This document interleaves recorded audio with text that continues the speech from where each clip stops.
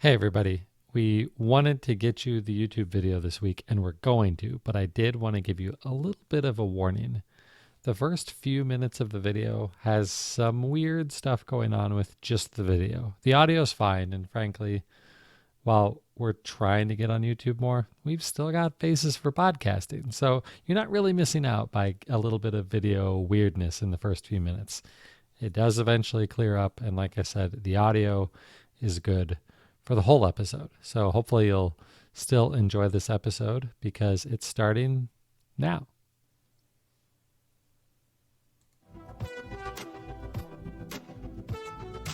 Welcome to episode 510 of the Entertainment 2.0 podcast, brought to you by thedigitalmediazone.com. I'm Josh Pollard. And I'm Richard Gunther, and this is the show that puts you in control of your favorite movies, music, shows, and games. Well, at least some of that stuff. It's a Well, little bit of a lighter week. Mostly games, a little bit of video, no real music to speak of, but, it varies from week to week. Yeah. So also no listener feedback. So if you all would like to be part of the show in a more asynchronous manner, you could shoot us email at entertainment20@thedigitalmediazone.com. If you want to participate in real time, you can do that like a couple of our regulars have done tonight and join the live stream, which we do typically Tuesday nights at 8:30 p.m. Eastern. Look for the tweet for the link, or just go over to the DMZ and click the big live button and you can join in the fun. All right, so no feedback, no other pleasantries to catch up on. Why don't we jump right into the video news? Let's do it. And we have two video stories. So the first is, okay, wait. Stop me if you feel like you've heard this before, Josh. A known brand in the video world is going to come out with a new video streaming service. This sounds revolutionary. It does, doesn't it? Well, how about if I told you that you could watch the video for free by watching ads? That might be okay depending on the content. Yeah. Now, what if I told you that this was Redbox?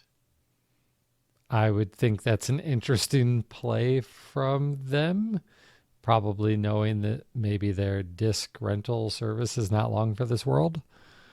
Yeah, but really, they're switching to ad revenue as their income model now. This is really weird. And the other thing that kind of strikes me here is that isn't this like the second or third time that Redbox has tried to do some sort of streaming service? I know it's at least the second, if not the third, because there was that streaming service that at one point in time was, I believe, part of Ultraviolet. I was thinking there have been two. I think one of them is still going on.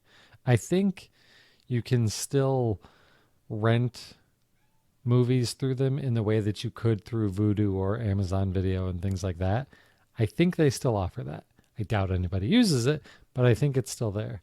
If I remember correctly, they, a long time ago, were doing some sort of streaming video partnership with Verizon. Yep, that's absolutely right. I remember very well taking screen grabs from the Xbox version of the Redbox Verizon streaming app. Yeah, it was nice. It was very metro. So, okay, so what are we actually getting here? And by that, I mean, what's the content we're getting here? Oh, wait, did you want like top quality movies or something? Well, that's what I get when I go to their kiosk. Yeah. So I don't know that we have a whole lot of confidence is, I guess, the word that I would use, that you're going to see quality TV here. So, like, the first thing you might think is, oh, okay, well, maybe this is movies, right? I'm just gonna be able to go and watch movies. Right? It's Redbox. Right. As best we can tell, it's not really. As best we can tell, these are all of those channels that you can pretty much get for free, probably already on your smart TV, definitely through TiVo's free service. I think there was another online service. I want to call it like Pluto or something like that. I don't think it is that, but I think there was another service that kind of combined all of these, what I would call them kind of like, second name video providers. These are companies that don't make video as a primary thing, but they have these quote channels that they make available to stream as like this secondary way of getting an audience. Think TMZ, USA Today. I think there are a number of like car channels and stuff like that. This is not really new and exciting stuff. Right. You're not going to be watching The Good Place or Homeland or I don't know, anything that you Or actually want to any watch. real cable network, right? So Right. don't think that this is a substitute for cable TV. It is not. No. Despite the fact that it's called Redbox Free Live TV. I mean, I guess it's live in that you go to their website and it starts playing like it's live, but it's not like turning on my TV with an antenna plugged into it or with a cable box plugged into it. Yeah, bit I'm a little bit put off by the name because it's disingenuous. It's not live per se. It is linear. It's scheduled programming. I don't know that I would call that live. That's a weird word to include in the name. Yeah, I Anyway, agree. you can tell we're really excited about it. Well, you know what this reminds me of? Hmm. Every gas station gas pump that I go to nowadays, Yep. right? You start pumping your gas and you start getting like, the top the latest like 24 seconds worth of sports news, a Yep. little bit of pop culture news, and what's the most popular book and album right now. Yeah. It's like the TV and Wendy's. Right. It's the same sort of stuff. Is anybody looking to get that content when they're at home? I don't think so. And I'm not trying to just bash Redbox, but I don't, because we dislike Redbox, because that's not the case. I just don't think this is interesting content for people. I want to see Redbox survive, but I don't think dishing up ad ad supported content that people generally don't want to watch is going to be the way to keep this business afloat. Yeah, I would agree with you. I think it's really nice of you that you want to keep Redbox alive. I mean, I personally couldn't care less if Coinstar survives or doesn't survive. Uh, but this, if anything, is their least egregious of consumer services that they offer, like meaning Redbox as a brand. Hmm. Okay. But anyway, all right, so that's something that we're not excited about. Something that I am excited about and am likely to take advantage of is a new deal from Roku, where if you buy and activate a new Roku device between now and the end of the quarter, so the end of March, you will get 3 free months of CBS All Access. And you get the full service with no ads. Now, just like every free trial, this ends up converting to a normal paid subscription. If you don't end up canceling it, you have to provide your credit card information up front. And as far as I can tell, this is through the actual CBS All Access app. So you have to have not been a CBS All Access customer previously, meaning using the same email address. But it works with any Roku streamer, meaning any streamer that you buy, any Roku TV, any speakers that you buy, as long as they're new, not secondhand and not reconditioned or something, they qualify for this deal. You can buy a Roku for like $40. There are some that are even Right. cheaper. And this deal is worth about $30, 3 months of $10 service that you're getting for free with it, kind of making the Roku cost about just $10. If you're looking at Roku, this is a pretty good deal. And I'm looking to upgrade the Roku in my bedroom. So I may do this because I kind of have an interest in CBS All Access these days that I'll talk about a little bit more later. Yeah. Well, I mean, you've talked about it on previous episodes, I think. So that makes sense. I was just kind of surprised that you wanted a Roku device. You already have every streaming device known to man, it seems like. Yeah, but in the bedroom on the bedroom TV, it's Roku that I use. Okay. And the primary reason for that is that it has all of the services and absolutely everything is on one remote. Hmm. That's a I don't great have to have a reason. separate remote for the TV and for the volume. I don't have to have a uh, a separate remote for anything else. It's also voice activated. I mean, it works really well when it's just with a standalone TV and you don't want to fiddle with remotes. Yep. All right. So So if you're looking to get a Roku for a good reason, or upgrade a Roku, this is definitely a deal people should sign up for. yeah, it's a good time to do it. And we'll have a link directly to the page on the Roku site where you can get information on how this works. Cool. All right, so on to some gaming news. A little bit of an interesting mix of stories this week. First up, xCloud, Microsoft's game streaming service that's been in public beta for at least 4 or 5 months on Android devices, is now available on iOS, but there are a lot of caveats here. So the caveats don't really include the devices. It'll work on iPhone, it'll work on iPad, but not everybody gets in. They're using test flight and they're limiting it to 10,000 users, and it sounds like they're going to rotate through them. That's one limitation. Next one is the library of content.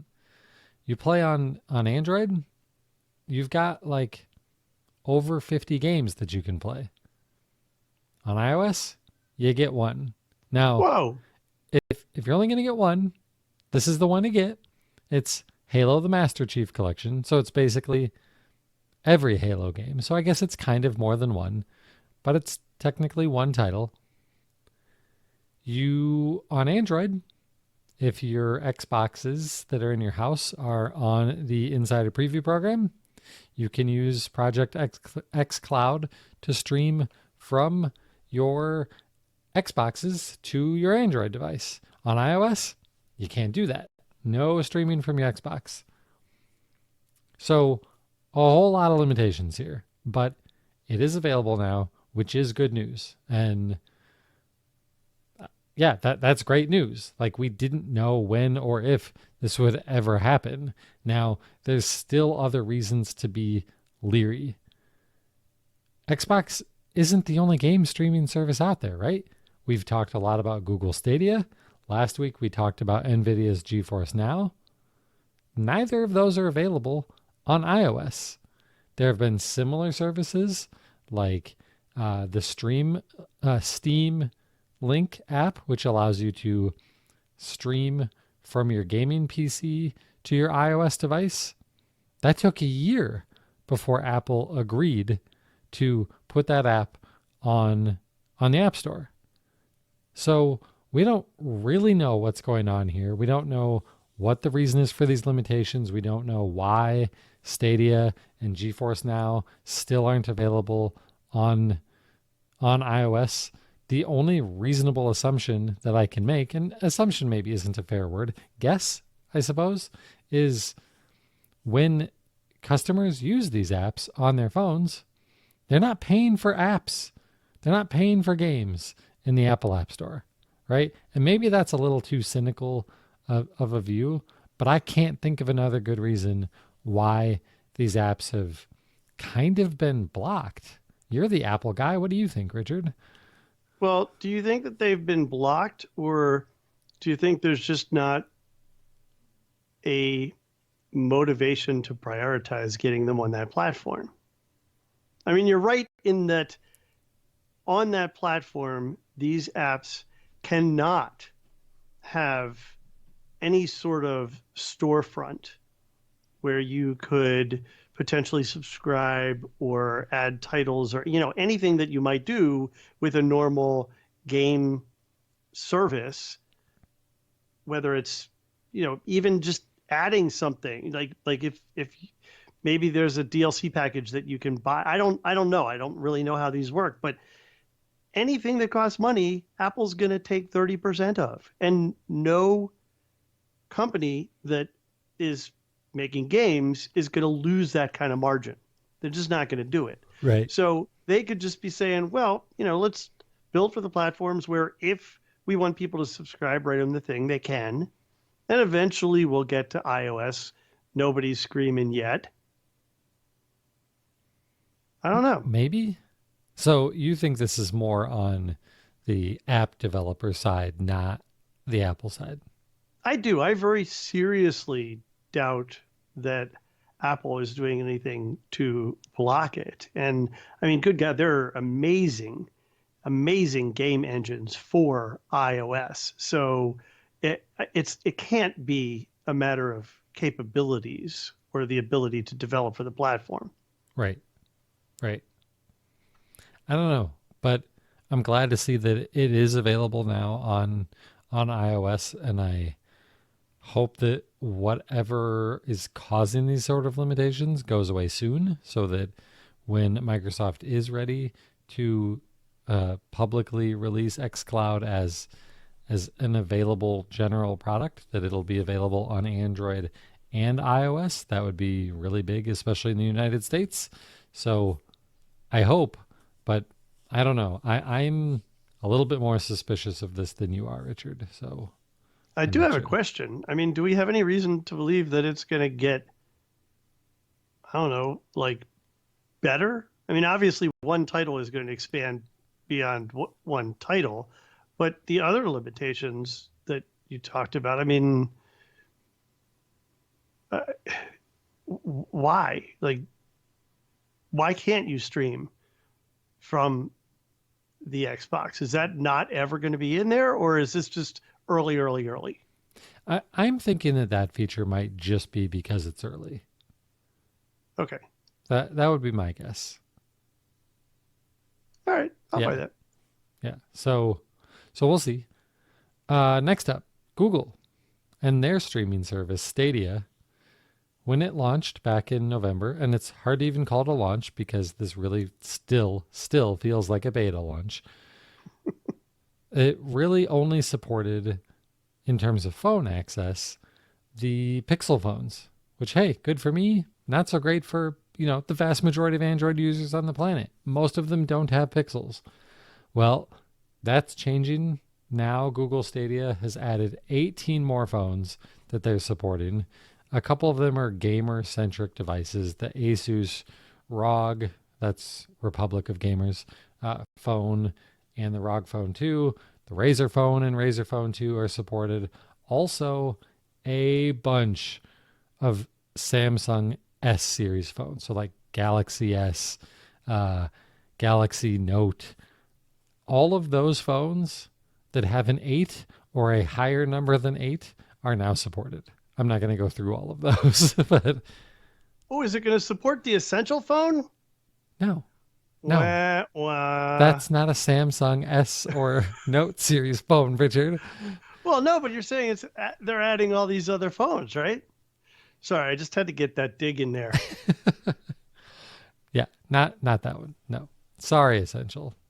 Sorry, Andy Rubin or whoever it was that was Sorry, behind all sorry, that. essential for everything. Yeah. Remember they were going to do a smart home thing?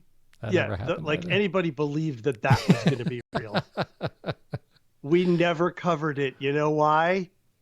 Because it never happened It because it was wasn't real. ridiculous. It was never going to happen. Okay, so speaking of ridiculous, this Google Stadia stuff. If you have that really cool Stadia controller, you still can't use it wirelessly on any phone. You have to plug it in. If you want to use an Xbox controller, Bluetooth all you want, or pretty much any other Bluetooth supported gamepad that will work with your Android device. You can use those with Stadia wirelessly, but if you want to use that Stadia controller, you still got to plug it in. Thanks. Thanks, Google. So, Google Stadia, people had to pay like $130 to get into this. It now works on about 20, 25 phones. Project xCloud, GeForce Now, those services basically work on any Android phone. Pretty much all of them. Like any phone that you would reasonably still be using today probably will run xCloud and GeForce Now. So thanks for continuing the beta program, Google.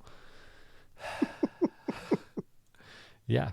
Okay. One more quick gaming story, and that is I don't always want to talk about new games coming to Game Pass, but this is an impressive month. So if you all remember back to December during the Microsoft Xbox XO19 event that I think they had in Spain this year, they announced a ton of games that would be eventually coming to Game Pass. A few of them came in December, including The Witcher 3 and some other big ones. But they also said, and we reported on it back then, that they were going to be bringing a whole bunch of Japanese role-playing games. They mentioned some games from the Yakuza series. They mentioned Final Fantasy games. They mentioned Kingdom Hearts games. And most of those, they said, early 2020. Well, apparently early 2020 means late February because three different, although it's kind of hard to even call them that, three different Kingdom Hearts games are coming to Game Pass next week.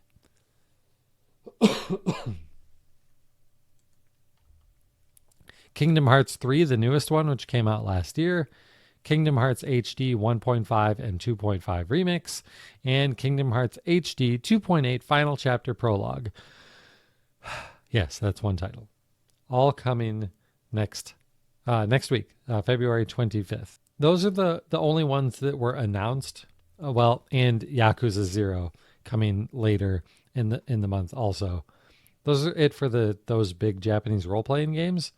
But at XO19, right alongside this announcement, they did mention practically every Final Fantasy game that has come out since Final Fantasy VII. So I have to imagine those are really close. Probably. We don't really know for sure, but it's got to be close. The other games they announced today, Ninja Gaiden 2, a really great classic Xbox game. Wasteland Remastered. This is the original Wasteland from like the late 80s, maybe early 90s, which is really just being done because they've got Wasteland 3 coming out in March or April. Soon, pretty soon, this spring for sure. I already mentioned Yakuza 0 and Jackbox Party Pack 3. I'm not super familiar with the Jackbox games. There might be a lot more of them than just 3, but they're all just trivia games. So does it really matter which one you're getting for free? It's still fun trivia games. So a lot of really great stuff coming to Xbox Game Pass any day now. A lot of really great stuff. So if you're still for some reason not subscribing to Xbox Game Pass, maybe you should, because there's a whole lot of really great games included for $10 a month. Offer a free trial deal for that, don't they? I think they are still doing that where it's at least 1 month, but maybe 3 months for $1. I think that deal is still going on. I Yeah. got a message about that just it seems like 2 weeks ago or so. So I imagine that's probably still going on. Yeah, probably. All right, that's it for our gaming news. Wow. Yeah, that's it. You thought it was a ton. Short show. All Yeah. right. Well, that gives us some time to talk about what's been going on in our entertainment centers. And, for me, it's the usual watches and some new stuff. But I first want to share a story about trying to return an unused cable card to Verizon. I think I mentioned in the past that I had 4 cable cards from Verizon Fios. And when I was going through and updating my service for the new router, I realized, oh, I'm not using one of those. I'm going to try and cancel that. And it wouldn't let me do it. It just kind of kept on crapping out every time I tried to cancel it. So I'm like, all right, I can't do it online. That's fine. I'll just give it to the guy when he comes and brings the new router. Nope, I couldn't do that. He couldn't take the cable card from me and take it back with him, even though he took my old router with him when he brought the new router. He said, just go to a Verizon store.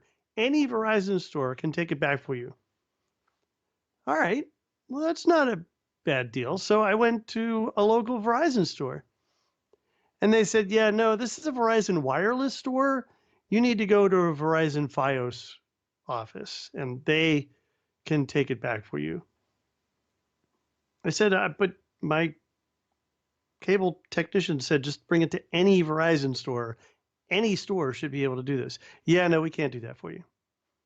They told me what store to go to, which is a store that I tried to exchange a cable card at a couple of years ago, actually. And I thought, oh, this is not going to go well. So today I went to that other Verizon store, which is apparently a Verizon Fios store. And I walk in, and there are 2 people working in the entire store. And there are 4 people in the store. 2 are at desks, one with each of said respective people. And the other 2 are on a waiting list, sitting down, waiting for someone to free up to help them. And I'm like, oh, forget this. I'm not dealing with this. Is ridiculous. To talk to somebody, I have to hang around for however long that's going to take. Well, they were, oh, by the way, buying phones because it's a Verizon store. So I get on Twitter and have a little bit of a rant about this. I'm not a tweet storm guy. I think I had six tweet thread on this Yeah, about the different steps. this wasn't a little bit of a rant. Six tweets is not a little rant. No, maybe not. Okay. So it caught Verizon's attention, which I imagine is good. And they got me over into a direct message conversation. And then they threw me over to Verizon Web Chat, which I've already tried for other stuff, and it's awful. I hate it. They try to upsell you. It's slow as anything. You have to validate through like a code on your phone, and it's a real hassle. So I ended up doing that, and they're like, oh, and while we're here, we can take a look at your services and see if there's any way we can save you money. No, all I want to do is return this card. So they're like, all right, so we'll send a label out to you, and you can print that, and then they start doing some stuff, and they're like, oh, we can't do that anymore.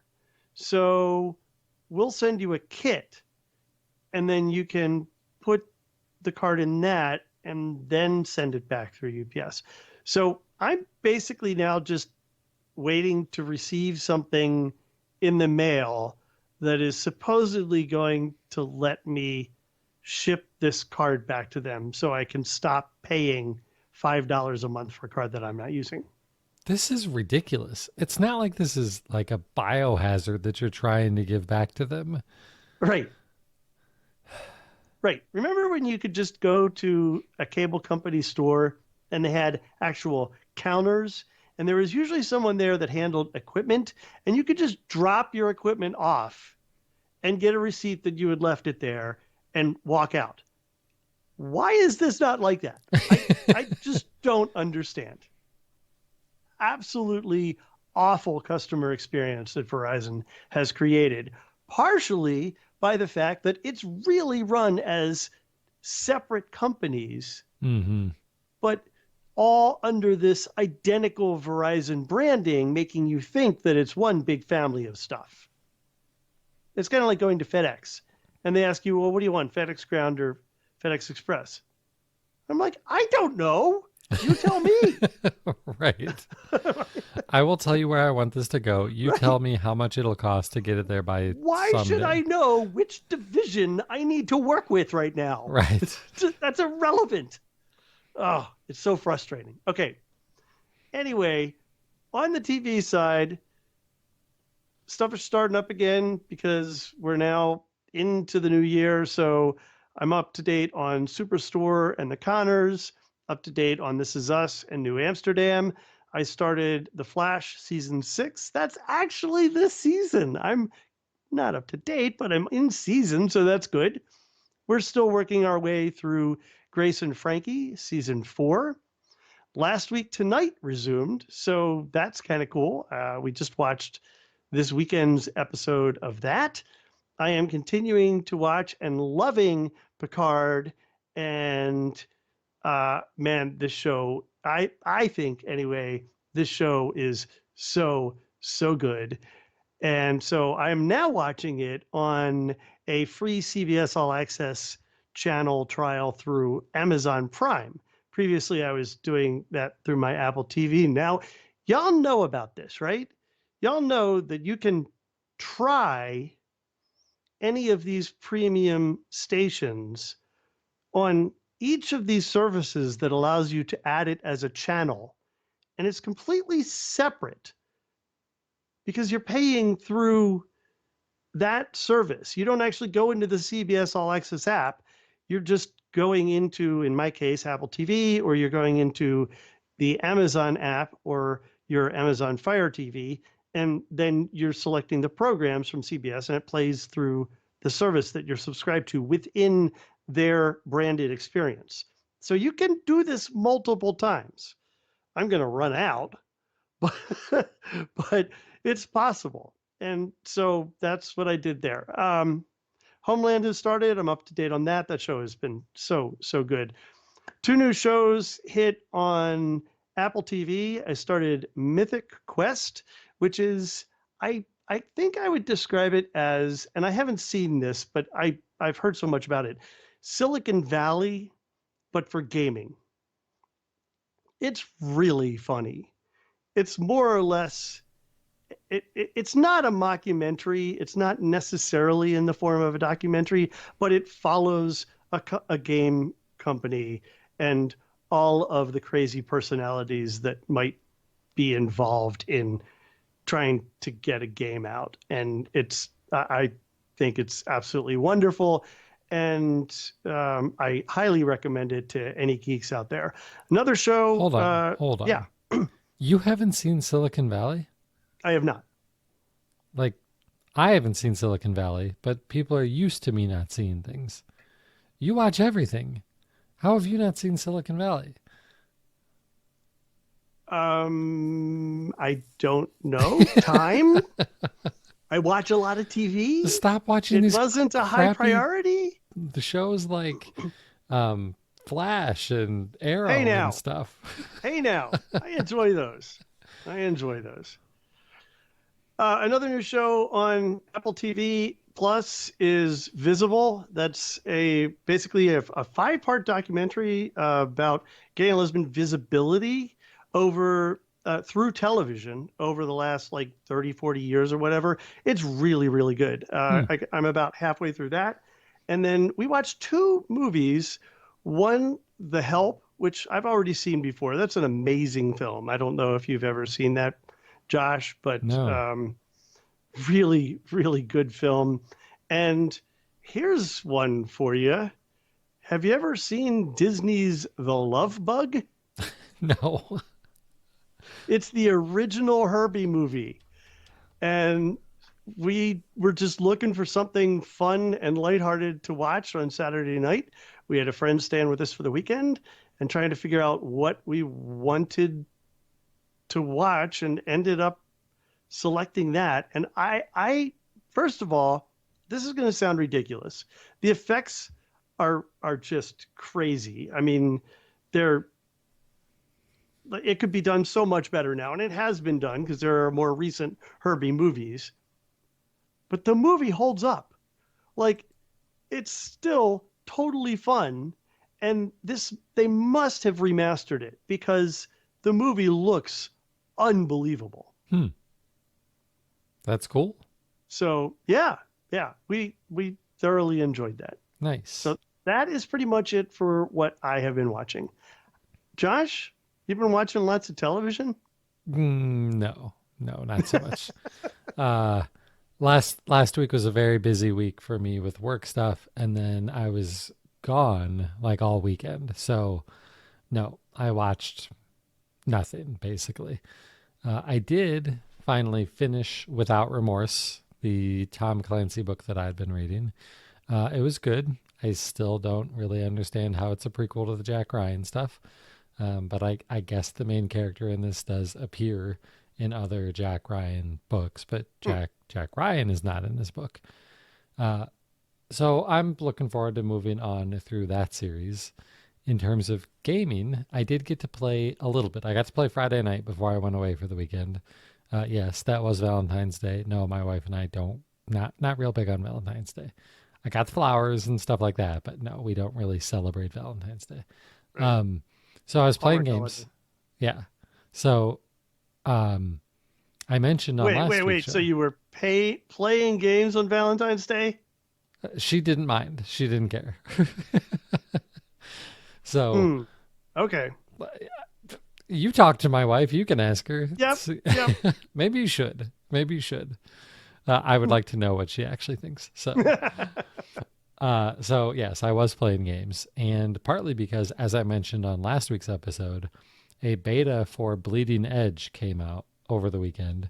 A new 4v4 melee game, sort of like Overwatch, but mostly melee characters, Okay. from the developers of Hellblade: Senua's Sacrifice, which is nothing at all like this game. This is a cartoony like Overwatch. Um, I I kind of liked it. Like, there's a lot to learn. Like a traditional hero shooter game, you've got to learn the different characters' moves and how to use them effectively to be able to win. And it was my first night playing it. It was the first night for everybody in my group of friends that was playing with me, and some of them they didn't have a lot of patience, so we didn't stick with it for super long. But I liked what I was playing and would absolutely consider playing more of it. And when this game actually comes out this spring, it'll be on Xbox Game Pass. So I'm planning to spend more time with this when it's actually available. Cool. So when we gave up on that, we switched to the Division 2. It didn't feel like we really had new content to play there, so that didn't really seem all that exciting to me, but we did anyway. And then I played a little bit more Golf Story on my Switch this weekend. It's been a while since I've been able to play that. I would really like to get through that game. It's a lot of fun. I will be watching TV this weekend. Well, a movie this weekend. Because, Richard, do you know what Saturday is? No. Yes, Saturday is my 50th reunion with the first company that I ever worked for. What? They're 50, they would be 50 years old, so they're Okay. having a reunion. But it wasn't 50 years ago that you started working there, because Well, you would no, have been because a I would have small been child. just a young tyke. Right. No, it is the 40-year anniversary of The Miracle on Ice. Oh, wow. Yes. Cool. Yes. So Cool. And I even knew what movie you were going to say because we're looking at the same notes, Right. but I had no idea about that. That's really cool. Yeah. So my oldest daughter has not seen the movie Miracle yet, and Oh, it's so good. she needs to. So Saturday, that's what we're going to be doing. We're going to put in Miracle and watch that. And man, I love that story. Like, frankly, I feel like this movie should be required in all American history classes across the country. I mean, it was a really, really big deal. So, It not was a really big deal. not just from a hockey perspective, from a political perspective, a Cold War perspective, it Yep. was a really huge deal. So, I'm excited to watch that again. It's been Cool. a few years since I've watched it, so I'm looking forward to that. That's awesome. Yeah, that's it for me. And I guess that means that's it for our show this week. So if you'd like to get a hold of us or join in the show, there's a lot of different ways you can do that. We're on Twitter. Richard is at Richard Gunther. I'm at Josh Pollard. The website is at DigiMediaZone. We're also on Instagram and Facebook and all that stuff. All of the details are in the show notes over at the digitalmediazone.com. The other thing you'll find there is Richard's other podcast called Home On. Richard, what's going on with Home On? Yeah, so our new episode is with Zohar Shinar. He is the CEO of Alibra, the company behind Bond Home. We had a great discussion, and man, this guy was a trooper. He was on vacation last week when we did this show.